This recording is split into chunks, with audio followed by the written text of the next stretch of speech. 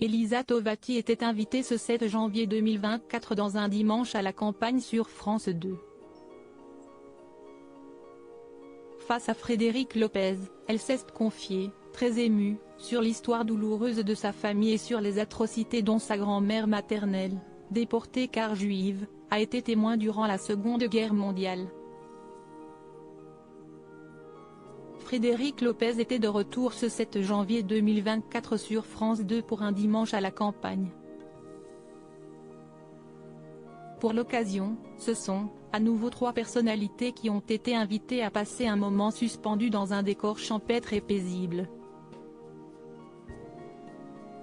Ce dimanche, le journaliste recevait donc Ahmed Silla, Marie-Claude Pietragala ainsi qu'Elisa Tovati pour évoquer leurs parcours respectifs et les événements, parfois douloureux, qui ont marqué leur vie. La danseuse se souvenait, par exemple, de son rôle de Kitri dans le ballet Don Quichotte en décembre 1990.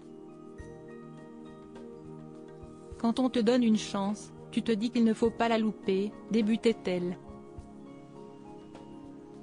Puis de poursuivre, 3 semaines avant, je me fais un claquage au mollet.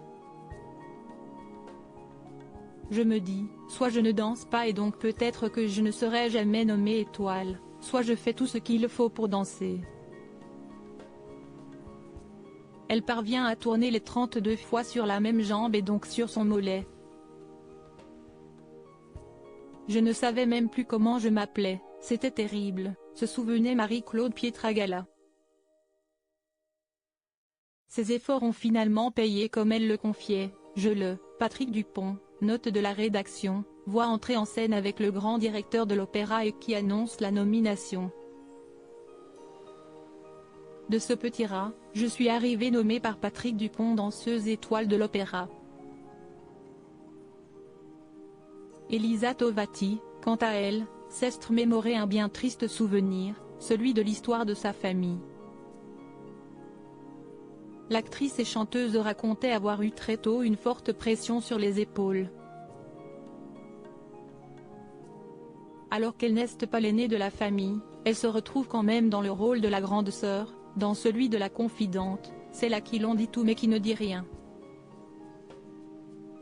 Une histoire familiale douloureuse dans le grenier de la maison d'Un dimanche à la campagne, celle qui a tourné aux côtés de Javier Bardem se souvenait que tout le gros poids qui a été placé sur ses épaules lui a permis de justifier son existence, être là pour quelque chose, servir à quelque chose, être utile. Elle expliquait ensuite avoir ressenti une certaine pression en raison de la tragique histoire de sa famille dont une grande partie a été déportée et tuée durant la Seconde Guerre mondiale. Elisa Tovati précisait qu'elle voulait bien faire afin qu'il ne soit pas tout parti pour rien. La comédienne se souvenait des confidences de sa grand-mère qui n'avait jamais échangé sur le sujet, pas même avec sa propre fille, la mère de l'actrice. Les tortures, les viols, la guerre, les meurtres et les conditions de vie atroces dans les camps de concentration, citait la maman de Joseph pour parler des sujets abordés par sa grand-mère. Elle ajoutait, ils ont eu cela pendant des années car personne ne les croyait quand ils sont rentrés de guerre. Le fait que ma mère soit née comme une miraculée a fait qu'elles n'ont pas réussi à échanger et puis moi, j'ai été là au bon moment pour recueillir les témoignages. J'ai posé des questions, pourquoi ce tatouage, pourquoi cette cicatrice, pourquoi elle n'a eu qu'un enfant, pourquoi on n'a pas de famille. Justifiait l'actrice concernant le fait qu'elle n'était qu'une petite fille quand sa grand-mère lui a raconté les atrocités vécues. Elle concluait en regrettant le fait que certains humains soient des bêtes.